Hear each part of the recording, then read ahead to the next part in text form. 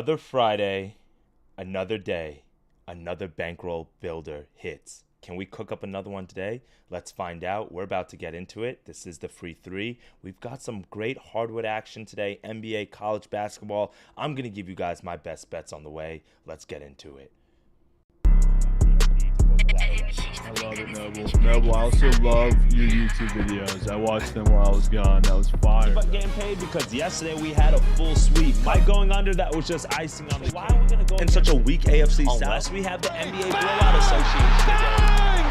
Knicks take a 1-point lead with 13 When you hear the sirens, you know what that means. You got barbecue back there, and you didn't invite me. Hurt my feelings. Happy Friday, everyone. It is your boy Noble Living back with another DYF Bets video where I'm breaking down my favorite picks and plays of the day as we just try to get to the bag together and we're trying to get to that money. I appreciate you guys for tapping in every single day through the month of January. It's been ups, it's been downs. We've had some great days and we've had some bad days. And yesterday was more of like a paper cut day for us because we did hit our bankroll builder of the day, but we did miss on a few other plays. In today's video, I'm going to give you a recap on how we did yesterday and also tell you what I'm taking in today's card. And if you stay to the very end of the video, I'm going to give you my bankroll builder. That is our plus 100 money line parlay of the day. Those things have been absolutely printing. Do not sleep on those, my friends, as they've been making us money. So let's dive into this real quickly. A quick recap on how we did yesterday. Wasn't our best day, but it wasn't the worst day. So you can see yesterday we put up a quick little graphic. I did a 3, 4, 5, 6 parlay. I tried to do something a little bit differently here. And we took Colin Sexton for 3 assists. That cash. We probably should have just taken it by itself. We took Jaden McDaniels for 4 rebounds. He didn't get it. Julius Randle played like 5 minutes. He's so banned. Like, I'm telling you, if you guys see me take a Julius Randle bet for the remainder of the season while he's on the Wolves, if he gets traded, that's something different. But if you see me take him while he's on the Wolves, listen, just shoot me a message and be like, bro, you're tweaking. You need to call the number. Just let me know. Isaiah Collier, he got the 6 points. So maybe we should have just taken like Isaiah Collier and Sexton. So it happened. So we lose on that parlay. But our bankroll builder of the day, as you guys can see right here, we cashed in Maine, College of Charleston. That was a sweat because Charleston was down like 15-0 in the first half, but they came back. Central Connecticut, which was our main leg, we got that done pretty easily. And then the Cleveland Cavaliers. So our bankroll builder at plus 119 cashed in. So we got our bankroll builder. We lost our 3, 4, 5, 6 parlay, but then we also did lose Dylan Brooks over 3.5 rebounds as he only scored, I think he only grabbed 2 rebounds. We added 2 plays late. We added LeBron under 45.5 points, rebound, and assists, as I figured the Lakers were going to blow out the Wizards, and I also saw a trend where LeBron has not been going over his PRA line, so that did cash in for us. And then we also did lose late night on another money line parlay that I put together. As you can see, Washington lost as minus 600 favorites. They were 12-point favorites on the spread, and they lose the game outright by 2 points to a very bad Pacific team. Just a very bad loss for Washington State there. I mean, they were a team that could make some noise in the WAC or in the West Coast Conference, wherever they are, and I guess that's not going to happen. So basically a paper cut day, 2-3, 2-2 here on the, accordingly to the Action Network here. As you can see, we're down a little bit of juice, but not too bad of a week that we've had here. Make sure you're following us at Noble Living on Action so you guys can get all the latest picks and plays, right, my friends? So let's dive into these winners real quickly. And let's go into the board for this Friday. It is an ugly slate, guys. If we look at the college basketball slate, not too many games on that. It's like really like marquee matchups or big names, so I don't really want to touch on that too much. And then in the NBA, we have a few games, but we have really big spreads. Clippers, Hornets, huge spreads. Nuggets and Sixers. You never know what you're going to get out of either one of those teams. Celtics, Pelicans, same thing. Celtics, the worst team against the spread in terms of covering after a win, and they won their last game against the Bulls. Well, what is my first best bet of the day? Speaking about the Celtics and Pelicans, it might not be a popular bet that I'm going to take, but like I mentioned, Celtics against the spread after a win. They have the worst against the spread number of any team in all of the NBA. If we scroll down here to, this is on Action Network, you can see real quickly against the number this year, the Celtics are 19-27. That's not very good. And especially, I mean, I get it. There's the defending champions. They're going to get high numbers sometimes, but you got to defend the spread. And then the Pelicans on the other side, with all the injuries they've had, they haven't been very good, 19-28 against the number. But I'm going to take a look at a player prop in this game, and we're going to go with the guy that's been struggling for the Celtics, and that is why I like him in this situation, but I'm not going to take an over. I'm going to take an under, and we're going to go Jason Tatum under 38.5 PRA. I know it's not popular, but if you look at the numbers for Jayson Tatum recently, he has been struggling. Let's look at it so far. His shot, non-existent. This is on Doink Sports real quickly. You can see over the last 10 games, he's only been averaging 22 points per game. He's only been averaging 7 rebounds per game. And then assist-wise, he's only been averaging about 5 assists per game. So when you take a look at the numbers, when you have a PRA line, obviously your points is going to be the main thing that you need to really chip in and contribute and really help you get to this line. I'm sorry, I'm clicking all over the place. To help you get to this number. Well, 16 points, 19 points, 24 points, 16 points, 5 of 15 shooting, 5 of 14 shooting, 8 of 22 shooting, 5 of 12 shooting. Like, that's not going to get it done. He's not shooting at a very good percentage right now. I mean, he's been struggling all over the court to be able to get it done. And now he's facing a New Orleans Pelicans team against, let me see. I don't know what just happened to the line. But against opposing small forwards, you can see they've only given up 25 points to PJ Washington, 21 to Scotty Barnes, 22 to Miles Bridges. So over the last 10 games, opposing small forwards are only averaging about 16 points per game on them. And then when you look at the rebound numbers, only 7. So 16 plus 7, what does that put us at? About 23. And then when you throw in the assists in there, 4 assists, so that puts us at about 27. You guys see where I'm at now? 28, and we need him to get 39. It's just way too high of a number for a guy who's been struggling. And if we go here to the popular trends tab on Doink Sports, and I look up Jayson Tatum real quickly, we can see here, if we look at his under just the points and rebounds, he's gone under this number in 5 of the last 5 games. He's only averaging 26.5. Meanwhile, the Pelicans against starting power forwards are giving up less than 33.5 points and rebounds in 42 of the last 48 games. So basically a 90% hit rate this entire season. On average, 22 points and rebounds that they're giving up. So we're going to take the PRA line just to get the extra juice. But if you want to take the under 33.5 points and rebounds, I'm not opposed to that as well. The Pelicans did not play last night. They played on the 29th. So Zion should play in this game, which is an extra kind of strength for them on the power forward position. So I'm not overthinking it. Celtics don't cover after a win, so this is a 13, 12, 11-point spread, so the Pelicans should keep it close.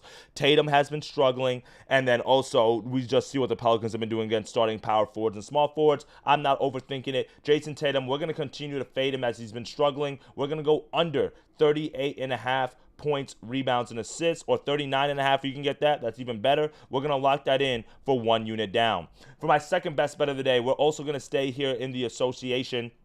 And we're going to go to this Clippers and Hornets matchup, another game with a very big spread. As you can see here, the Clippers are 14.5, 13-point favorites here. And that's primarily because LaMelo Ball has been ruled out for this game. I don't think that he plays. And I think if we scroll down to some of the injuries that the Hornets have been dealing with, no Grant Williams, he's done for the season. No Cody Martin, they haven't had him for a minute. LaMelo Ball, he's always injured. He's got an ankle injury. No backup in Trey Mann, no Mark Williams, no Brandon Miller. So, I mean, they basically have a G League team out there. Let's be honest. So the Clippers should blow them out. But the guy that I'm really going to be looking at to have a great game today is Mr. Norman Powell. And I'm going to go over 3.5 rebounds. I know this burned us yesterday with Dylan Brooks, but let's run it back. Why? Because on the popular tab here at Doink Sports, I really like kind of the trend and the analysis that they gave us here. Norman Powell has gone over this number in 5 of the last 5 games on the road. And he's averaging close to 6 assists. We can see 5.6 assists a game.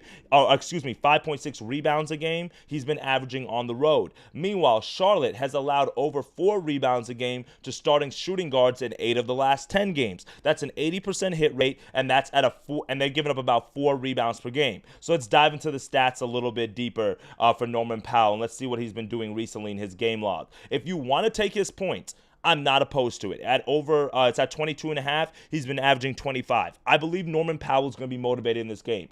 There's a lot of people, not just him, a lot of people who got snubbed out of an all-star appearance this year. I don't know how Tyler Hero made it. I don't know how, Jalen Williams, okay, he maybe deserved it. But there's some other players who I just don't think should have been on the All-Star team. Siakam, the West is always loaded. I get it. But Norman Powell, the season that he's been having for the Clippers has been absolutely stellar, and he should have been getting a little bit more recognition. So 25 points per game, you can see. He's got at his three-point line, he's gone over this in 8 of 10. His rebound line, that's the one that we're looking at. So the 3.5-point line, he's averaging 4.5 rebounds per game over the last 10 games. So it's a 70% hit rate. Last game against the Spurs, 8 rebounds. Against the Suns, 5 rebounds. Against the Bucks, 6 rebounds. Against the Lakers, 4 rebounds. Against Portland, 5 rebounds. So for me, the only thing that really concerns me here is he only had 3 rebounds against the Wizards, 2 rebounds against the Bulls, 1 rebound against the Nets. What do those teams all have in common with the Hornets?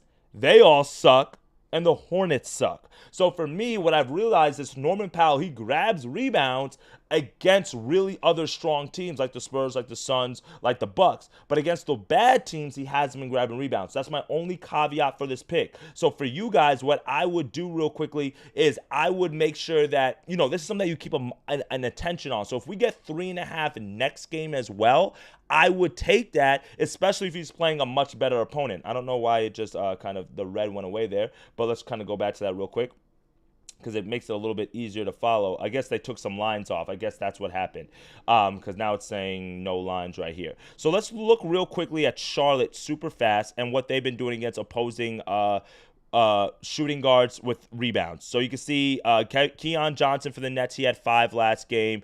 Max Christie only had 2, but he's not really a big rebound guy. Jordan Hawkins, he had 4. Denny for the Blazers, he had 5. Spencer Dinwiddie, he had 5. Kobe Martin, he had 5. Devin Booker, 5 and 6. So you can see over the last 10 games, they've given up on average 4 rebounds per game.